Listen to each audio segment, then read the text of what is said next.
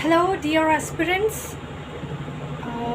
আজকে যখন এই ভিডিওটা করছি তো সেই সময়টাতে সত্যি ভীষণভাবে আজকে সকাল থেকে মানসিকভাবে ভারাক্রান্ত। তার কারণ হচ্ছে যে আমরা যারা অন্য পেশার সঙ্গে যুক্ত তারা তো বটেই, আর আমার ব্যক্তিগতভাবে সেই পেশাটি ছাড়াও আমার আরেকটি পেশা রয়েছে যেটা হচ্ছে শিক্ষকতা। তো আজকে আমরা যে বা যারাই এই পুরো ঘটনার জন্য দায়ী থাকুক না কেন, বিষয়টা হচ্ছে এই মুহূর্তে আমাদের কি করণীয়।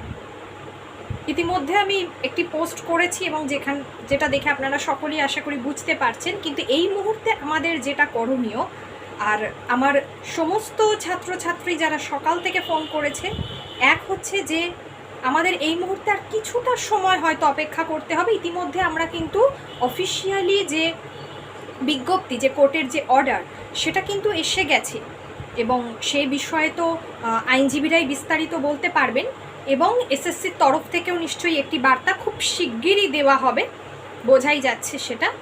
আর তো সেই বিজ্ঞপ্তির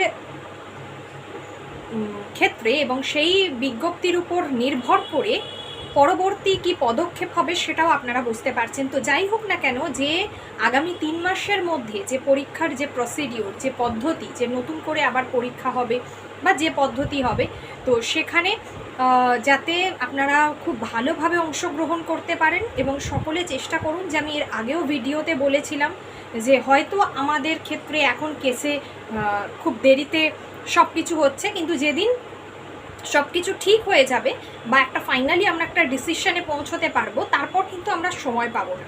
তো নতুনদের ক্ষেত্রেও সেই জন্য বলে রাখি যে নতুনরা যদি এই পরীক্ষায়, আগামী পরীক্ষাটিতে বসতে পারেন, কারণ ইতিমধ্যে আমরা কোর্ট অর্ডারে দেখতে পাচ্ছি যে যেখানে মোটামুটিভাবে লেখা আছে যারা অযোগ্য প্রার্থী তারা ছাড়া সকলে বসতে পারবে, কিন্তু এই সকলটা কারা সেই বিষয়টা হয়তো এখনো পর্যন্ত পরিষ্কার হচ্ছে না সেইভাবে, কিন্তু আর কিছু সময়ের মধ্যে খুব তাড়াতাড়ি পরিষ্কার হয়ে যাবে বিষয়টি।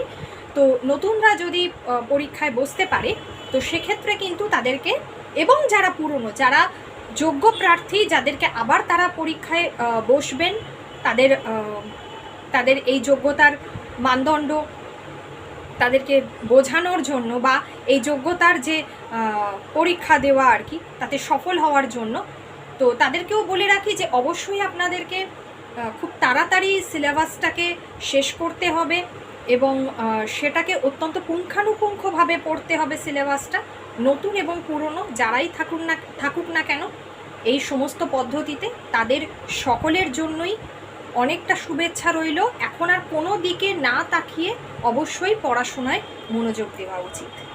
আমি সকলের সঙ্গেই আছি আর সকলের সঙ্গে থাকবো, ঠিক আছে? আগামী দিনে এই নিয়ে আরও কথা হবে। তাহলে আজকে এই পর্যন্ত।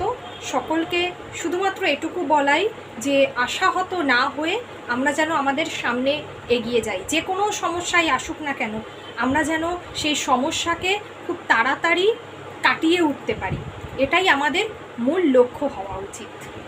Thank you. সকলে ভালো থাকবে।